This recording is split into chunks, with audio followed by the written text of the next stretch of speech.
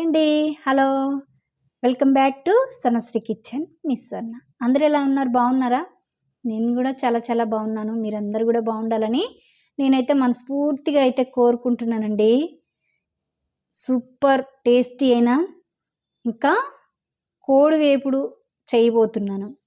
చాలా డిఫరెంట్గా, చాలా అంటే చాలా టేస్టీగా ఉంటుంది. ఈ కర్రీ ఇలా చేసుకొని తింటే మాత్రం అస్సంగా ఉంటుందండి. అస్సలు వదిలిపెట్టరు. నేను చేసే విధంగా మీరు కూడా ఒకసారి నేను చేసే పద్ధతిలో మీరు చేయండి. అద్భుతం అంటే అద్భుతంగా ఉంటుంది. చాలా సింపుల్గా ఉంటుంది, కానీ వేపుడు చాలా బాగుంటుంది. మరి ఇన్ని చెప్పినాక మరి లేట్ చేయటం ఎందుకు? మరి ఏమేమి కావాలో ఇంగ్రీడియంట్స్ చూద్దాం. ముందుగా కోడి వేపుడికి కావాల్సిన పదార్థాలు నేనైతే 1/2 కిలో చికెన్ అయితే తీసుకున్నానండి. మంచి పెద్ద పెద్ద పీసెస్ అయితే తీసుకోవాలి. వేపుడికి యమ్మ ఉంటుందన్నమాట, సూపర్గా ఉంటుంది. అయితే నేను స్కిన్తో తీసుకున్నాను. మీ ఇష్టం, స్కిన్తోనైనా తీసుకోవచ్చు, స్కిన్లెస్ అయినా ఇదిగోండి. దీంట్లో కావాల్సిన మసాలా అన్నమాట. ఇదిగో 1 టేబుల్ స్పూన్ ధనియాలు తీసుకున్నాను, 1/2 స్పూన్ జీలకర్ర, 5-6 మిరియాలు, 1/2 స్పూన్ సోంపు. ఇంకా చూస్తున్నారు కదా, 1/2 కిలోకి నేను ఇవన్నీ చెప్పేది. కొబ్బరి కూడా తీసుకున్నాను, ఎంత ముక్క అండి. ఇంకా చెక్క 1 ఇంచ్ అంతా, 2 ఇంచులు. ఇంకా ఇలాచి 2. ఇదేమో ఇంకా లవంగాలు 2. అయితే గసగసాలు 1 స్పూన్ అండి. చాలా ఫ్లేవర్ఫుల్గా ఉంటుందన్నమాట, చాలా బాగుంటుంది.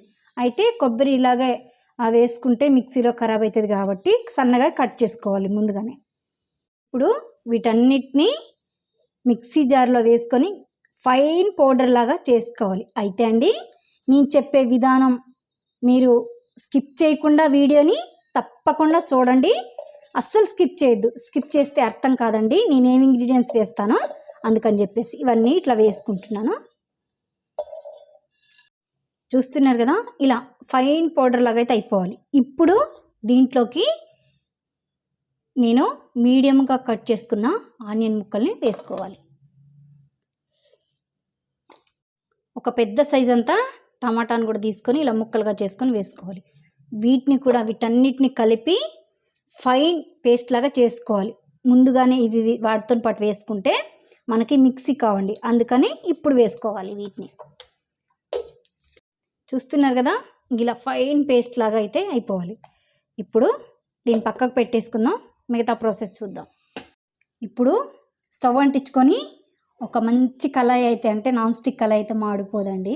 కోడి వేపుడు చాలా బాగుంటుంది. కోడి వేపుడు, చికెన్ వేపుడు ఇలా అనుకోవచ్చు, ఏం కాదు. అయితే ఇప్పుడు 4-5 టేబుల్ స్పూన్స్ ఆయిల్ వేసుకోవాలి. ఈ వేపుడు కొంచెం ఆయిల్ ఎక్కువగానే వేసుకోండి, బాగుంటుంది.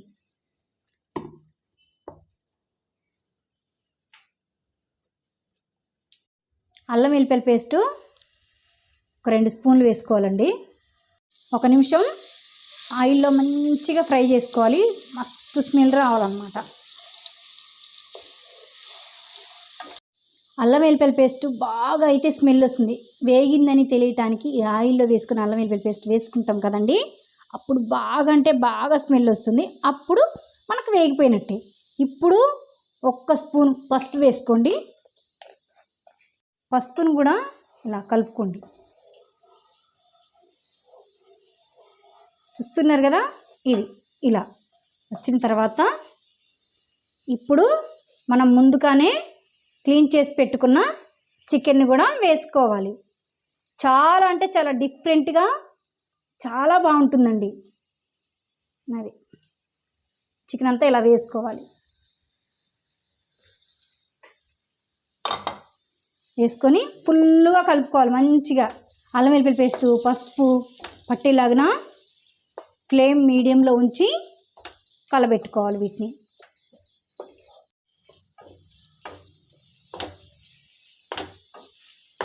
ఇదిగోండి, మంచిగా అయితే కలిపేసుకున్నాను. ఇప్పుడు 5-6 నిమిషాలు మూత వేసుకొని చికెన్ నుంచి వాటర్ వచ్చి ఇనికిపోయే వరకు మనం చికెన్ ఉడికించుకోవాలి. ఇదిగోండి, 5 నిమిషాలు అయితే అయిపోయిందనమాట. చికెన్ అయితే చూస్తున్నారు కదా, ఆయిల్ మాత్రమే ఉంది, నీరంతా చికెన్కి వచ్చిన నీరంతా ఇంకిపోయింది. ఇప్పుడు మనం ఏం చేద్దామంటే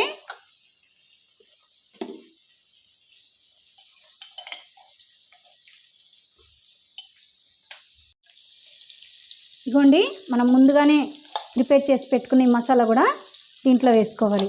డిఫరెంట్గా ఉంటుందని చెప్పాను కదండి, డిఫరెంట్గానే ఉంటుందన్నమాట. డిఫరెంట్తో పాటు రుచి కూడా సూపర్ ఉంటుంది. ఇలా మొత్తం వేసుకోవాలి. మసాలా అంతా వేసుకున్న తర్వాత ఒక హాఫ్ స్పూన్ అంటే రుచికి తగ్గట్టు ఈ కర్రీకి సరిపోయేంత సాల్ట్ అయితే వేసుకోవాలి. వేసుకొని ఈ మసాలా మంచిగా కలుపుకోవాలి. చూస్తున్నారు కదా, ఇలా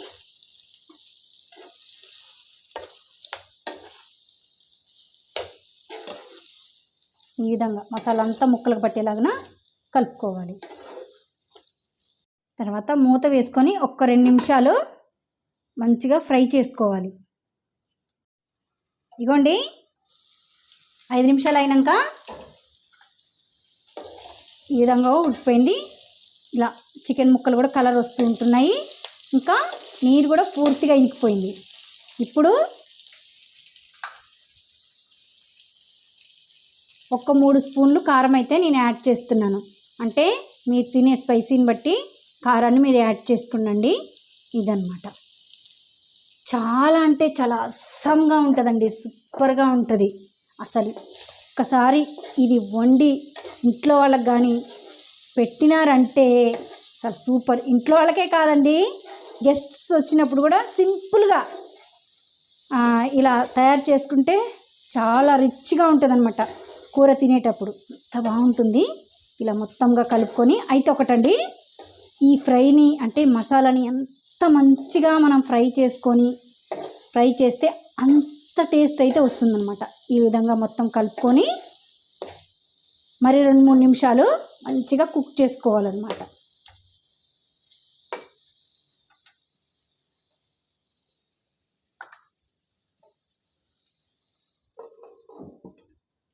చూద్దామండి చికెన్ ఎలా ఉడికిపోయిందో. ఇప్పుడు చూస్తున్నారు కదా, ఎర్రగా సూపర్ అంటే సూపర్ ఫ్లేవర్ వస్తుంది. లాస్ట్లో కొంచెం కొత్తిమీర ఇలా జల్లుకొని ఈ చికెన్ ఫ్రైని వేరే స్టవ్ మీద నేనేం చేస్తానంటే సిమ్లో పెట్టేసుకుంటాను. దీనికి లాస్ట్లో ఫినిషింగ్ టచ్ అయితే ఉందన్నమాట. ఇది చూస్తున్నారు కదా, అలా అయితే పెట్టేసుకున్నాను. స్టవ్ ఆన్ చేసుకొని ఒక చిన్న కళాయి అయితే పెట్టుకున్నాను పోపు కోసం అనమాట.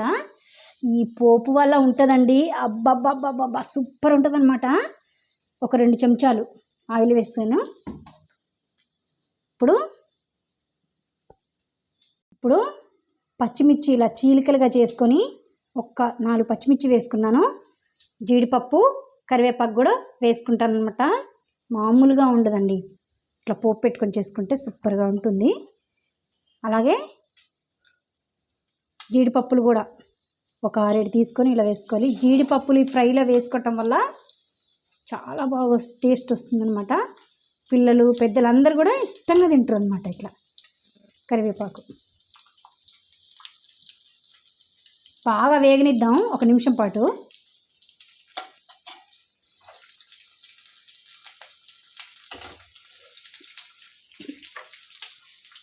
ఇగోండి, పోపు అయితే 1 నిమిషం పాటు వేయించుకున్నాక ఈ చికెన్ మళ్ళీ ఇటు మీరు కనపడడం కోసం నేను షిఫ్ట్ చేశాను. ఇంతే, ఇలా అబ్బబ్బబ్బబ్బబ్బా సూపర్ అండి, సూపర్గా ఉంటుందన్నమాట. డిఫరెంట్ టేస్ట్ తోటి చాలా అంటే చాలా బాగుంటుంది. ఇంతేనండి, స్టవ్ ఆఫ్ చేసేసుకోవడమే ఇక.